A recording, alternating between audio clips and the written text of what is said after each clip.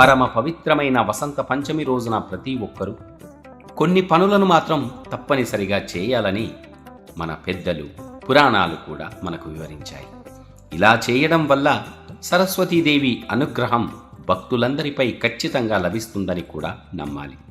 అవేమిటంటే, సరస్వతీదేవి పూజా సమయంలో కొత్త పుస్తకాలు, పెన్ను లేదా ఆ పెన్సిళ్లను తప్పకుండా పూజించాలి.